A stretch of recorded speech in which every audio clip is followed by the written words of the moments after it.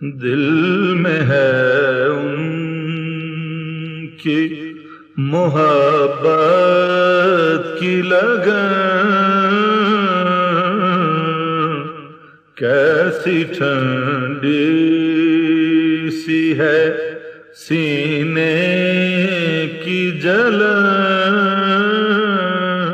باطنی آنکھ کیسے کھلتی ہے؟ اور ایک تو یہ سوال ہے، دوسرا ہم نے سنا ہے کہ اگر ہوا میں اڑتا دیکھو کسی کو تو اس کو ولی نہ جانو، اس کا مطلب ہوا میں اڑنا بھی ممکن ہے، تو ہوا میں اڑنے کا کیا وظیفہ ہے؟ ہاں یہ بات ہے، دیکھیں باطنی آنکھ جو ہے وہ کیا ہے، کیسے کھلتی ہے،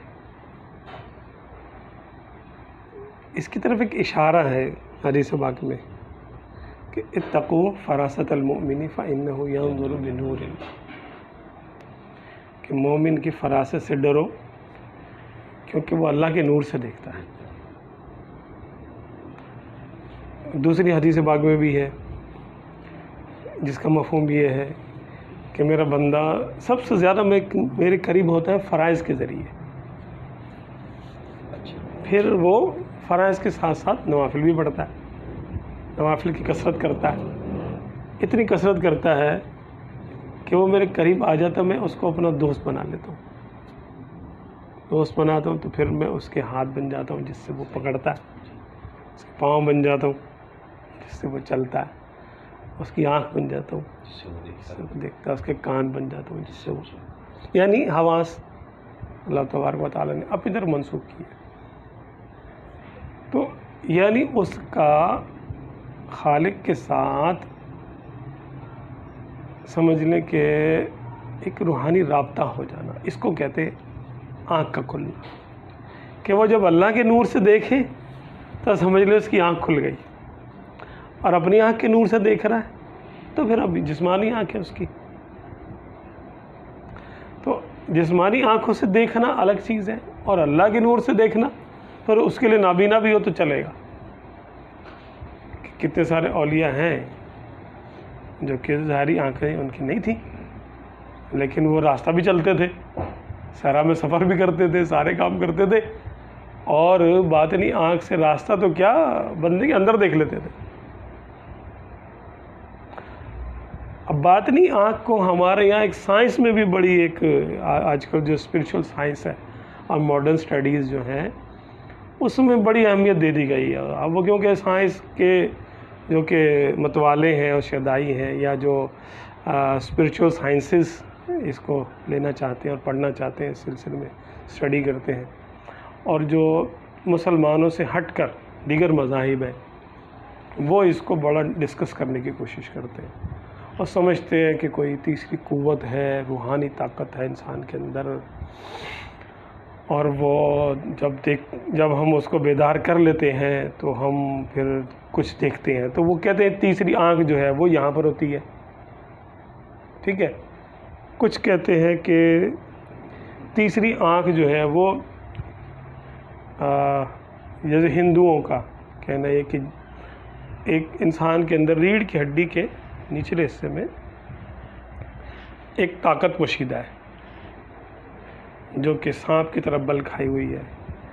جب ہم روحانی مشقیں کرتے ہیں ان کے لحاظ سے مشقیں کرتے ہیں اور ایک طریقے سے بیٹھتے ہیں اور اپنے یعنی توجہ کا ارتکاز کرتے ہیں، دیکھتے ہیں کسی چیز کو، یا آنکھیں بند کرتے ہیں، شمع بینی کرتے ہیں، گلاب کو دیکھتے ہیں، چلتے پانی کو دیکھتے ہیں، چاند کو دیکھتے ہیں، سورج کو دیکھتے ہیں، اس سب کا مقصد یہ ہوتا ہے کہ اپنی توجہ کا فوکس ایک جگہ پہ کر لیا جائے، ارتکاز توجہ کا حاصل ہو جائے۔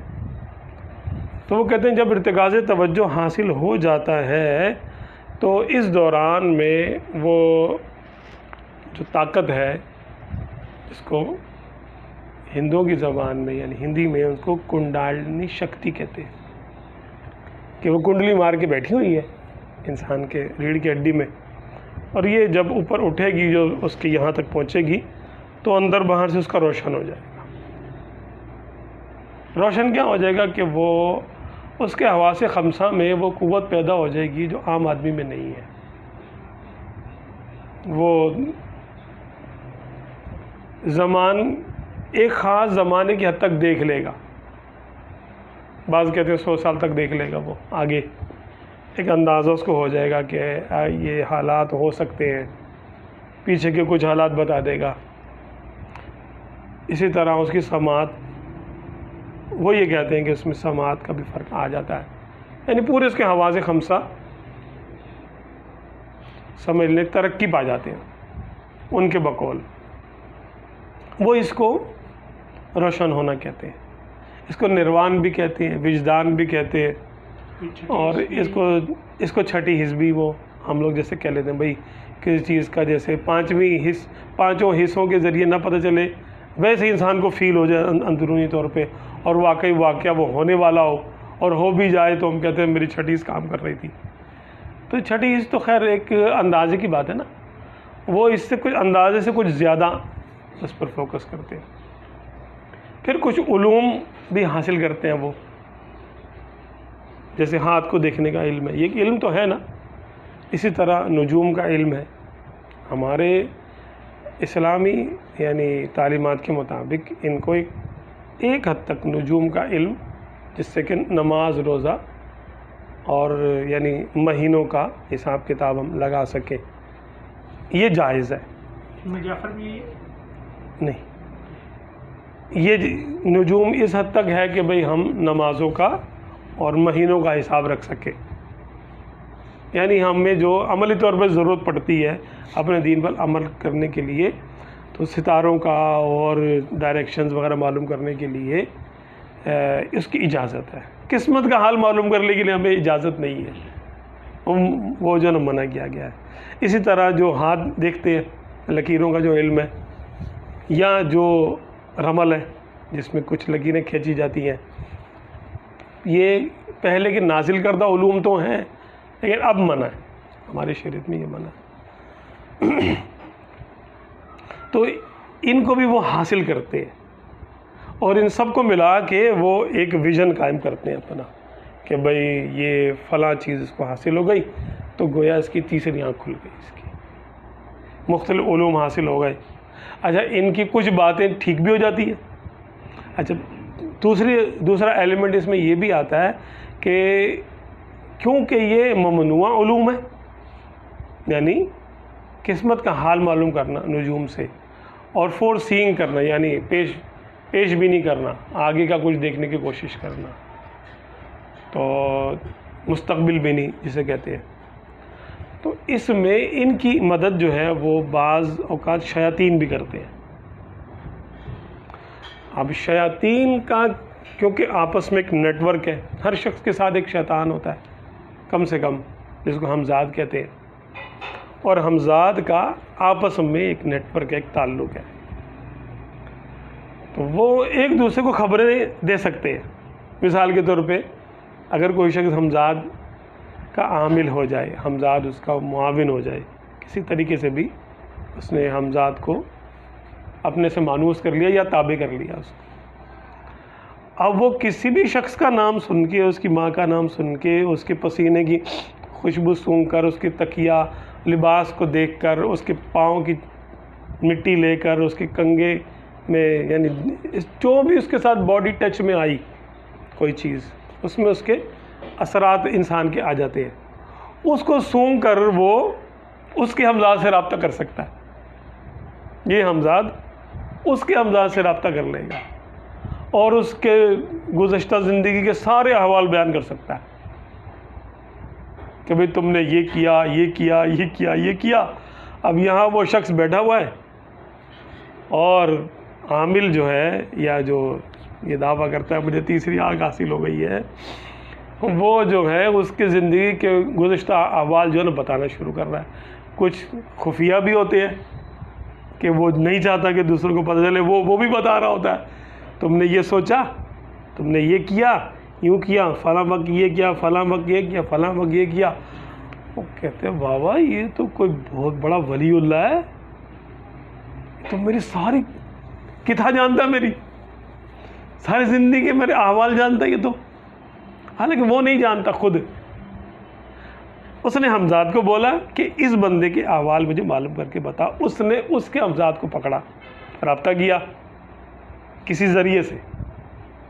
اس کا ایک پورا ایک پروسیس ہوتا ہے, اور پھر اس نے پورے احوال اس کے کھول دیے. تو ماضی تو بتا دیا اس نے, اب کچھ مستقبل کی بھی جو ہے نا وہ ٹامک ٹوئیاں مار لے گا, وہ تکے مار دے گا. ہاں, اب جب اس کو یقین آ گیا کہ یہ بندہ پہنچا ہوا ہے, تو پھر یہ اس کا مرید تو ہو گیا کہ یار یہ بابا ہے بھائی کوئی بہت بڑا.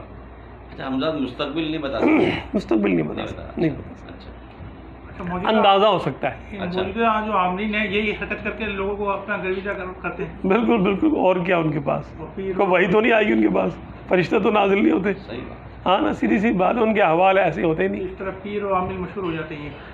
عامل کو پیر بننے میں پلک جھپکنے کی بھی دیر نہیں لگتی ہے. عامل ہو اور وہ کہتے ہیں چلو بھائی میں تمہیں ذرا اپنا مرید کرنا چاہتا ہوں, کون کون ہونا چاہتا ہے, تو اکثر لوگ ہو جاتے ہیں. یار بھائی اتنے بڑے بابا ہیں یار, یہ اب کیا ضعیف الاعتقادی, انہوں نے نہیں دیکھنا یہ کیا کر رہا ہے, یہ کیا, یہ کون ہے, شریعت پر اس کا قدم ہے کہ نہیں ہے, یہ مقبول بارگاہ ہے کہ نہیں ہے, بس یہ خبریں بتا رہا ہے ہمیں, اور یہ بات کر رہا ہے, وہ بات کر رہا ہے.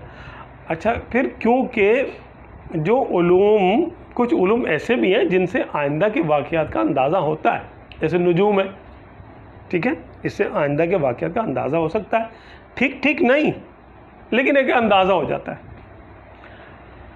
پھر اپنا جو ہے نا کیا بولتے ہیں, یہ جو دیگر علوم ہیں, یعنی رمل ہے, رمل سے بھی کچھ آگے کا اندازہ ہو جاتا ہے. جو پہلے کے انبیاء کرام پہ علوم نازل ہوئے تھے لیکن بعد میں ان کو منع کر دیا گیا, متروک ہو گئے وہ. اب ان کے جو عامل موجود ہیں شیاطین میں, وہ اس کی مدد کرتے ہیں, اور اس کو وہ کچھ ایسی باتیں بتا دیتے ہیں جن میں سے 100 کی 100 تو ٹھیک نہیں ہوتی, لیکن 100 میں سے جیسے 25 ٹھیک ہو گئی, تب بھی بہت ہے, 25% کا رزلٹ ہے بابا جی بننے کے لیے. ہاں نا, تو وہی ہے, انہوں نے لکھ دیا, تعویذ لکھ دیا کچھ. پھر ان میں اپنے چمتکار بھی ہوتے, دماغی چالاک آدمی ہونا چاہیے نا عامل کو. تو ایسے تو کوئی آتا ہے تعویذ کے لیے, بھئی لڑکی ہوگا یا لڑکا ہوگا, تو لکھ دیتا ہے لڑکی نہ لڑکا, ہے نا. تو اگر کوئی لڑکی ہو جائے تو وہ کہتا ہے دکھاؤ میرا تعویذ لے کے آؤ, لے کر آئے, کہتا ہے دیکھو میں نے کہا تھا نا لڑکی نہ لڑکا, یعنی لڑکی ہوگی لڑکا نہیں ہوگا. اور اگر لڑکا ہو جاتا تو کہتا ہے میں نے کہا تھا نا لڑکی نہ لڑکا, لڑکا ہوگا. اور اگر کچھ نہ ہو تو کہتا ہے دیکھو میں نے تو لکھا تھا لڑکی نہ لڑکا, بات ختم ہو گئی. تو جیسے کہتے ہیں نا وہ سب, یعنی جو ہے نا وہ چالاکیاں جانتے ہیں, اور شیاطین کیونکہ ان کی مدد کر رہے ہوتے ہیں اور ان عاملوں کی وجہ سے لوگوں کو گمراہ کر رہے ہوتے ہیں, تو شیاطین بھی لوگوں کو ان کے گرویدہ بناتے ہیں. اچھا, یوں ہی شیطان کے پاس جو طاقت ہے, اب حدیث پاک میں کہ شیطان جو ہے وہ کم وقت میں روئے زمین کا چکر لگا لیتا ہے, ٹھیک ہے. اچھا, شیاطین جو ہے وہ سینے میں وسوسہ پیدا کرنے کی صلاحیت رکھتے ہیں, یعنی جو ہمارے سینے میں خیالات پیدا ہو رہے ہیں, میرے ہمزاد کے لیے یہ چیز غیب نہیں ہے. جیسے میں اپنے احوال کو, اپنے خیالات کو جانتا ہوں, تو میرا ہمزاد بھی اس کو جانتا ہے, اور یہ آپ کو بتا سکتا, کسی اور کو بتا سکتا جا کر. تو جو میرے دل کی بات ہے, میرے راز کی بات ہے, دل میں نے سوچا ہوا وہ تو راز نہ رہی, کیونکہ ہمزاد کو پتہ ہے. وہ ہمزاد آگے دوسرے کو بتا دے گا, دوسرا تیسرے کو جو ہے نا کر دے گا, بتا دے گا. وہ عامل تک پہنچ گئے, عامل نے بولا تو یہ سوچ کے آیا ہے. بندہ کہتا ہے یار واقعی میں تو یہی سوچ کے تو میں آیا تھا, ضرور یہ کوئی پہنچی بھی ہستی ہے, میرے دل کا حال جان لیا. اچھا, پھر شیطان کے پاس پرواز کرنے کی طاقت ہے نا, جنات تو پرواز کرتے ہیں نا, اڑتے. تو اگر کوئی شیطان کا پیروکار ہو جاتا ہے تو وہ شیطان اس کو اپنی طاقتوں میں سے کچھ مستعار دیتا ہے کہ یہ لو تم میرے نائب بن گئے, تم میرے خلیفہ ہو, تم میرے نائب بنو اور لوگوں پہ حکومت کرو. تو آج کل تو نہیں ہوتا، لیکن پہلے کے ادوار میں ہم نے سنا ہے، کتابوں میں بھی دیکھا ہے کہ کچھ لوگ تھے کہ جو فضا میں پرواز بھی کرتے تھے، اور وہ ہوتے تھے کفار یا بد مذہب، جادو کے بل پہ کرتے تھے. غریب نواز کا جو شعر پڑھا تھا، ہاں، خواجہ غریب نواز رحمۃ اللہ علیہ کا، کہ وہ جادو کے بل پہ کرتا تھا. اب جادو کیا ہے؟ یہ شیطان کی طاقت ہے. ٹھیک ہے، تو اب یہی سارے کام تھوڑے بہت فرق کے ساتھ اولیاء اللہ سے بھی سرزد ہوتے. تو فرق کیا ہوا؟ فرق یہ ہوا کہ اولیاء اللہ اپنے قلب کو روشن کرتے ہیں، نفس کو مسخر کرتے ہیں، اور عاملین اپنے نفس کو طاقتور کرتے ہیں اور روح کو پوشیدہ کر دیتے ہیں. کہ روح کا تقاضا تو، روح کا وطن یہ نہیں ہے، روح کا وطن تو اس کا آسمانوں میں ہے، سمجھے، لیکن نفس کا وطن یہ ہے، تو وہ یہیں پر رہنا چاہتا ہے، یہیں پہ اپنی حکومت قائم کرنا چاہتا ہے. تو جس کو طاقت چاہیے، چمتکار چاہیے، وہ نفس کو طاقت دے گا یہاں پر. تو جو اوراد منتر ہو گئے یا دیگر اسما بھی ہو گئے، کچھ لوگ آیتوں کی بھی اس میں تلاوت کر لیتے ہیں، استعمال کر لیتے ہیں آیتوں کو، اوراد کو، اور ان کی توجہ، ان کا فوکس ہوتا ہے نفس کو طاقت دینا. ان کو نفس کی طاقت حاصل ہو جاتی ہے. نفس بڑی طاقتور چیز ہے، بہت طاقتور گھوڑا ہی ہے. اور اس کے ساتھ میں اگر شیطان کی طاقت بھی مل جائے تو پھر تو یہ ہوا میں پرواز بھی کرے گا، پانی پہ چل کے بھی دکھا دے گا. دجال جب ظاہر ہوگا تو اپنے سمجھ لو شیطانی طاقت کا وہ مجسم پیکر ہوگا. وہ بظاہر وہ مردوں کو زندہ کرتا ہوگا، ہاں، مردوں کو زندہ کرے گا. کہ لوگ بولیں گے یار یہ کیا، مردے تک زندہ کر دیے اس نے. زمین کو حکم دے گا چلو بھائی کھیتی اگاؤ، تو زمین کھیتی اگائے گی. آسمان کو حکم دے گا بارش برساؤ، آسمان بارش برسائے گا. تو نفسانی طاقت کا وہ مظہر ہوگا، مظہر کامل کہہ لو آپ، سمجھ لو شیطانی طاقت کا، وہ نفس جو کہ شیطانی طاقت سے چل رہا ہے. لیکن ہوگا وہ سب دجل اور فریب، کہ جب وہ وہاں سے جائے گا سب کچھ ختم ہو جائے گا. اس نے ایمان لوگوں کا چھیننا تھا، وہ چھین لیا، اب گیا، اس کے بعد بیڑا غرق ہو جائے لوگوں کا، اس کو اس سے کیا، وہ چلا جائے گا. وہ جہاں جائے گا زمین کے دفینے بن بناتی مکھیوں کی طرح اس کے پیچھے چل پڑیں گے. سونا چاندی اور پتہ نہیں کیا کیا، بولے گا چلو بھائی ظاہر ہو جاؤ. زمین اپنے خزانے اگل دے گی اس کے لیے. وہ کوئی تیسری آنکھ سے کر رہا ہوگا ایسے، مجسم شیطان ہوگا وہ، سمجھ لیں. تو یہ شیطانی طاقتیں بالکل ہیں، ایسے آج بھی ہیں. اب ہمارے جو صوفیہ کرام کا معاملہ ہے، یہ نفس کو مغلوب کرنے کی کوشش کرتے ہیں اور قلب کو بیدار کرنے کی کوشش کرتے ہیں. قلب جو ہے، یوں آپ سمجھیں کہ قلب جو ہے وہ نفس، قلب کے نیچے نفس ہے اور قلب سے اوپر روح ہے، لطیفہ، روح کا لطیفہ ہے. اگر قلب کو نفس کے اختیار میں دے دیا جائے تو قلب سیاہ ہو جائے گا. اگر قلب کو روح کے اختیار میں دے دیا جائے، ذکر و اذکار کر کے اس کو روحانی اور نورانی اس کو بنایا جائے، تو یہ پھر یہ نور ہے. لیکن پھر نفس کے ساتھ اس کا رابطہ منقطع ہو جائے گا. نفس پھر کمزور اور بے بس ہو جائے گا، روح طاقتور ہو جائے گی. یہ ہر کوئی نہیں چاہتا، کیونکہ جب نفس بے بس ہوگا تو وہ عام آدمی کی طرح دنیا میں زندہ رہے گا. نہ کوئی طاقت ہوگی اس کے پاس، نہ کوئی چمتکار ہوگا، نہ کانوں سے دور کی سنے گا، نہ آنکھوں سے دور کا دیکھے گا، نہ اس قسم کی کوئی طاقت ہوگی اس کے پاس. جیسے کہ روح ایک وقت بیدار ہو تک۔ جاتی ہے نا تو پھر اس کی طاقت نہیں ہوتی۔ ہاں، ایک وقت تک جب اس نے نفس کو مغلوب کر لیا اور اس کی روح بیدار ہو گئی، ہاں، اس کا قلب نورانی ہو گیا، تو اب روح کی طاقت نفس پر غالب آ گئی۔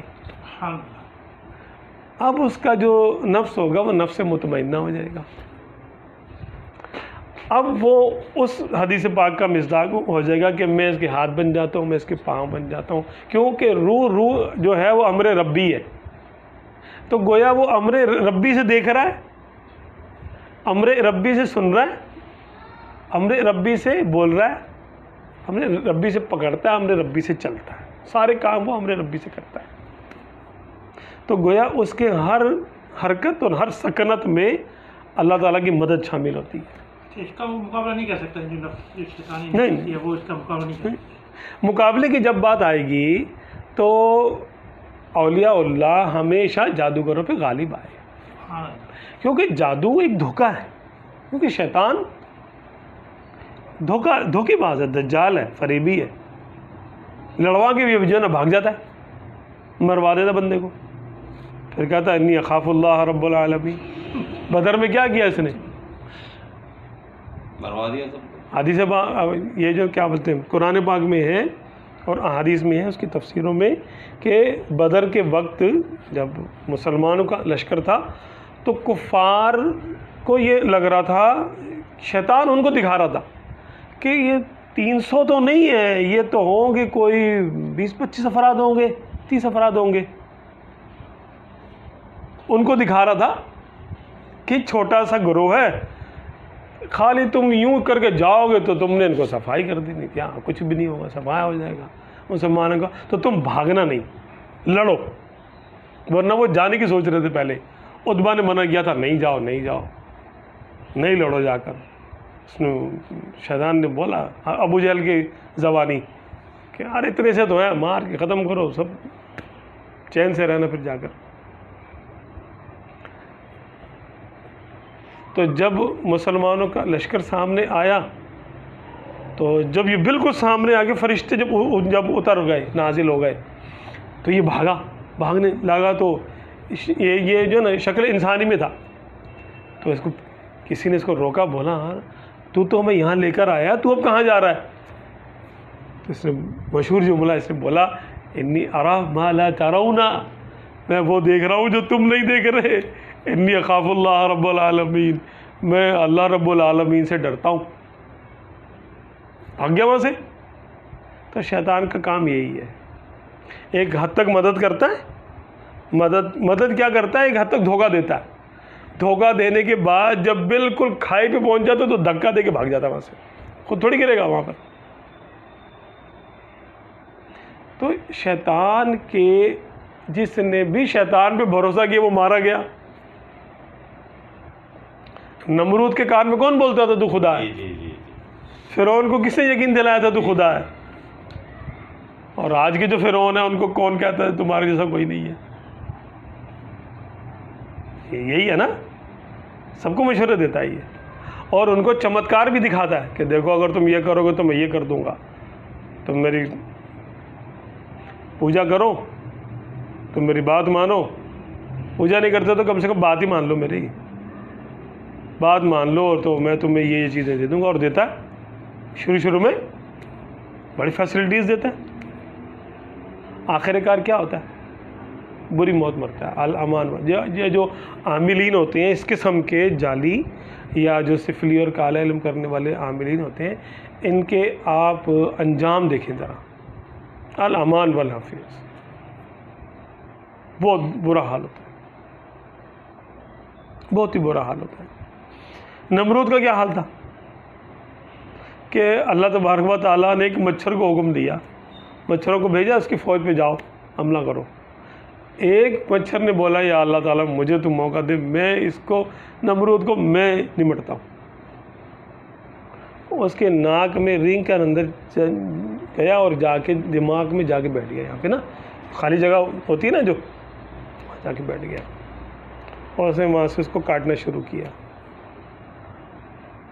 تو جب کوئی اس کو، جب وہ یوں کرتا کوئی مارتا تو تھوڑی دیر کے لیے سکون ہو جاتا، تھوڑی دیر کے بعد پھر اسے زور سے مارنا پڑتا، جتنی زور سے مارتا اتنی دیر وہ بچہ خاموش رہتا۔ پھر اس نے قاعدہ مقرر کیا، پہلے تو یہ قاعدہ تھا کہ جو بھی آئے گا دربار میں سجدہ کرے گا، پھر یہ قاعدہ اس نے بنایا کہ جو آئے گا ایک چپل بادشاہ کے سر پہ مارے گا، تو تھوڑی دیر تک وہ سکون ہوتا تھا اس کو۔ عجیب بات۔ اور دن میں تو یہ ہو گیا، اب رات میں کیا کرے؟ رات کے لیے غلام رکھے ہوئے تھے اس نے چپل مارنے کے لیے، کہ جب میں چیخوں تم نے ایک چپل مارنی ہے۔ تھوڑی دیر کے لیے لکڑی بڑی رکھ لیتا، چپل نہیں رکھنی تھی اس کو، پتہ نہیں ہے وہ چپل ہی ہوگی، کوئی کیا تھا کیا نہیں تھا، والے اس کو مارنے کا تھا کچھ۔ اللہ تعالیٰ ذلیل کرتا ہے نا، ہو سکتا ہے چپل سے ٹھیک ہوتا ہو، لکڑی سے نہ ہوتا ہو۔ اللہ تعالیٰ جب ذلیل کرتا ہے بندے کو، کسی کو بھی کرے گا تو وہ پھر وہ مالک ہے کہ جیسے کرے، ہوگا ہی نہیں پھر کچھ اور جب تک حکم نہیں ہوگا اس کا۔ ایک دن اب لوگوں نے اس کو پاگل تو قرار دے دیا تھا کہ یار اب تو خدا نہیں رہا، اب یہ کچھ اور ہو گیا، اب اس کو چھوڑ، جان چھڑاؤ اس سے۔ ایک رات کو اس نے وہ غلام کو بڑی گالیاں والیاں دی کہ تو صحیح سے جو چپل نہیں مار رہا، یہ کر رہا ہے۔ اس نے اٹھا کے کوئی سخت چیز، گلدان وغیرہ نا، اٹھا کے اس کے سر پہ مار دیا، قصہ ختم۔ شیطان کہاں لے کر آ گیا؟ فرعون روز توبہ کرتا تھا، کم وقت مارا، کہتا تھا یا اللہ مجھے پتا میں خدا نہیں ہوں، لیکن جیسے ہی وہ دربار میں آ کے بیٹھتا اور لوگ اس کو سجدہ کرتے، شیطان بولتا دیکھ تو خدا ہے، ورنہ تیرے کو کیوں، جب بنی ہوئی تو ہے تو کیوں بگاڑتا ہے، دکان چل رہی ہے تو چلنے دے۔ پھر کہتا ہاں میں خدا ہوں۔ تو یہ شیطانی چمتکار جو ہیں یہ ایک حد تک ہی چلتے ہیں، اس کے بعد کیونکہ یہ حقیقت نہیں ہوتی۔ یہ فرعون نے کہ جو جادوگر تھے، توبہ کرنے سے پہلے وہ جادوگر تھے، تو انہوں نے کیا کیا تھا؟ جب فرعون کے دربار میں موسیٰ علیہ السلام سے ان کا واسطہ پڑا تو انہوں نے کہا کہ یا تو آپ پہلے ڈالیں اپنا کچھ دکھائیں یا ہم کچھ دکھاتے ہیں۔ تو آپ نے فرمایا تم کہو کیا کرنا چاہتے ہو؟ تو انہوں نے رسیاں پھینکی اور انہوں نے وَسَحَرُوا عَلَىٰ أَعْيُنِ النَّاسِ، اور انہوں نے لوگوں کی آنکھوں پر جادو کر دیا۔ اس میں نہیں کیا، رسیوں پہ نہیں کیا، لوگوں کی آنکھوں پہ جادو کیا۔ وَاسْتَرْهَبُوهُمْ وَجَاءُوا بِسِحْرٍ عَظِيمٍ، اور ان کو ڈرا دیا، اپنے جادو کے جال میں جگڑ لیا اور بڑا عظیم جادو لے کر آئے وہ۔ لیکن موسیٰ علیہ السلام کا جو عصا تھا وہ حقیقت میں سانپ بن گیا تھا۔ یہ فرق تھا، ایک اللہ کی مدد ہوتی ہے، وہ حقیقی مدد ہوتی ہے، اور ایک شیطان کا چمتکار ہوتا ہے، بس دھوکہ اور دکھاوا ہوتا ہے اور کچھ بھی نہیں ہوتا، لیکن چمک دمک اس میں ہوتی ہے، تو لوگ حقیقت تک نہیں پہنچتے، اس کے پیچھے چل پڑتے ہیں۔ تو یہ جو تیسری آنکھ ہے یہ کفار کے نزدیک تو ایک چمتکار کا نام ہے کہ کچھ نفسانی طاقت حاصل ہو جائے، ذہن کچھ کھل جائے، انسان میں اپنی بھی بڑی طاقت ہے، نفس کی بڑی طاقت ہے، اس کو بیدار کر لیا جائے۔ وہ کسی اسلام یا کسی دین یا کسی مذہب کے تابع نہیں ہے، بلکہ وہ صرف انسانی طاقت ہے، اس کو بیدار کر لیا جائے، تو اس کو یہ لوگ تیسری آنکھ کہتے ہیں۔ جبکہ اسلام میں دینی تعلیمات کے مطابق تیسری آنکھ کیا، چوتھی آنکھ، پانچویں آنکھ جو بھی ہے، وہ آنکھ جو اللہ کے نور سے دیکھے وہ آنکھ قابل بھروسہ ہے، بس باقی اور کچھ نہیں، باقی تو صرف اور صرف دھوکہ اور فریب ہے، چمتکار ہے۔ یہ تو آپ کا سوال ہو گیا اس کا کہ تیسری آنکھ کیا ہوتی ہے، یعنی ہمارا کانسیپٹ کیا ہے اور کفار کا کانسیپٹ کیا ہے۔ ایک اور بھی سوال تھا آپ کا، اڑنے والا۔ اڑنے والا، ہاں اڑنے والا تو ضمن میں اس کے آ گیا کہ جو جادوگر ہے یا کوئی انسان ہے یا کوئی اور ہے وہ اڑ کے دکھاتا ہے، اب وہ چاہے مسلمان کہلا رہا ہو چاہے کافر ہو چاہے بد مذہب ہو، کوئی بھی ہو، اڑ سکتا ہے، کوئی ایسی بڑی بات نہیں. شیطانی طاقت بھی ہوتی ہے، شیطانی طاقت سے بھی انسان اڑ سکتا ہے اور اللہ کی دی ہوئی طاقت سے بھی اڑ سکتا ہے. تو دونوں میں فرق یہ ہوگا کہ جو شریعت پر استقامت رکھتا ہوگا ہم اس کو حق پر مانیں گے، اور جو شریعت سے روگردانی کرتا ہوگا، شریعت کو اہمیت نہیں دیتا ہوگا، ہم اس کو شیطانی تسخیر عناصر سمجھ لیں گے کہ یہ تسخیر عناصر ہے اور کچھ بھی نہیں ہے. تسخیر عناصر کا تو یعنی جو قرآن پاک میں بھی ہے، سخر لکم ما فی السماوات وما فی الارض، کہ اور ہم نے تمہارے لیے آسمان و زمینوں میں جو کچھ ہے اس کو ہم نے مسخر کر دیا ہے نا. تو مسخر تو ہو گیا، معنی کیا اس کا کہ تم اگر اس کا فارمولہ معلوم کر لو تو اس سے کام لے سکتے ہو تم. آپ دیکھیں نا یہ پنکھا چل رہا ہے کیونکہ ہم نے اس کا فارمولہ تسخیر کر لیا. تو ایک ہم نے اس کی ڈیوائس بنائی، بجلی بنائی انسانوں نے، اس کو تاروں میں ڈالا، اس کے بعد ٹرانسفارمر میں آئی، اس کے بعد ہمارے یہاں پر آ گئی. اب ہم نے ایک جو ہے گھومنے والی ایک مشین بنا لی، اس کے ساتھ میں نہ پر لگا دیے تو ہم نے پنکھا بنا لیا. یہی طاقت ہم موٹر میں استعمال کرتے تو موٹر چلتی ہے، یہی طاقت ہم کسی بھی چیز میں استعمال کریں، الیکٹریسٹی کو ہم نے تسخیر کر لیا. ٹھیک ہے. اسی طرح مصنوعی بارش برسا سکتا ہے انسان، ٹھیک ہے، مصنوعی زلزلے بھی لا سکتا ہے اب تو یہ تسخیر ہے. تسخیر کرنے کی اجازت اللہ تبارک و تعالیٰ کی طرف سے ہے، کیونکہ اس نے کائنات ایک فارمولے پہ بنائی ہے. جو فارمولہ جان لیتا ہے، اب ایٹم بم کافر بنائے یا مومن بنائے وہی فارمولہ ہوگا، کیونکہ ایٹم بم نہ تو مسلمان ہے اور نہ کافر ہے. اب چھری ہے، تلوار ہے، وہ ایک فارمولے پہ بنتی ہے. مومن کے ہاتھ میں ہو تو وہ تلوار مومن ہو گئی، اور کافر کے ہاتھ میں ہو تو وہ تلوار کافر ہو گئی. حالانکہ تلوار تو صرف تلوار ہے، وہ ایک فارمولے پہ بنی ہے، وہ انسان نے بنایا اس کو. اس کا ایمان کچھ بھی ہو سکتا ہے، مذہب اس کا کچھ بھی ہو سکتا ہے. تو یہ کائنات جو ہے وہ آدم علیہ السلام کی اولاد کے لیے مسخر ہے. اب اولاد میں مومن بھی ہے، کافر بھی ہے. اس لیے ہوا پہ سواری کرنا، اب جہاز میں اڑتے پھرتے ہیں نا، کشتی میں آپ دوست میں جاتے رہتے ہیں، پانی کے نیچے جا رہے ہوتے ہیں. اسی طرح آگ کو کنٹرول کر لیا، راکٹ چلاتے ہیں، کتنا کام لیتے ہیں آگ سے.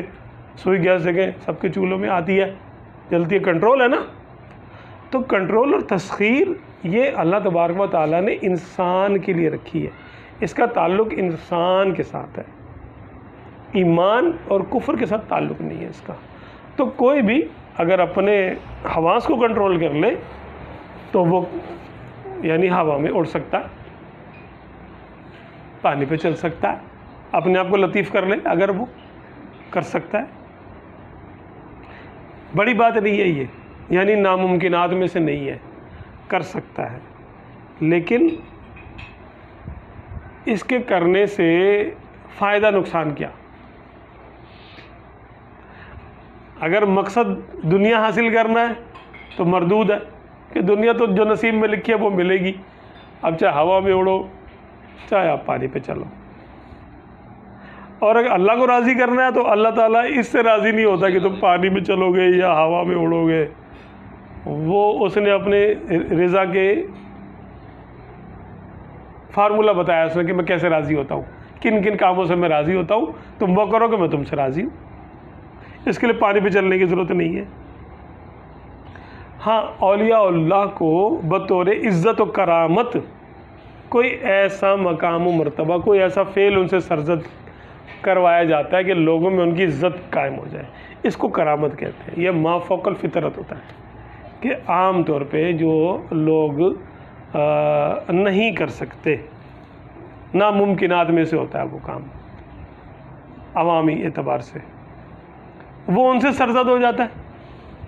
تو اگر وہ کسی نیک بندے سے سرزد ہوتا ہے تو ہم اس کو کیا کہتے ہیں؟ کرامت کہتے ہیں. اگر کسی کافر بد مذہب سے، فاسق فاجر سے سرزد ہوتا ہے تو ہم اس کو استدراج کہتے ہیں. دونوں کا لیول ایک ہی ہوتا ہے لیکن ٹائپ مختلف ہوتی ہے، ایک دائیں طرف کا اور ایک بائیں طرف کا. وزن دونوں کا برابر ہے، دایاں پلہ بایاں پلہ، لیکن ایک نیکیوں سے بھرا ہوا اور ایک گناہوں سے پورا ہے. فرق ہے دونوں میں، بنیادی طور پہ فرق ہے کہ ایک شیطانی طاقت کے ساتھ ہو رہا ہے استدراج، اور ایک اللہ کی رحمت سے ہو رہا ہے، اس کو کرامت کہتے ہیں. دل میں ہے ان کی محبت کی لگن، کیسی ٹھنڈی سی ہے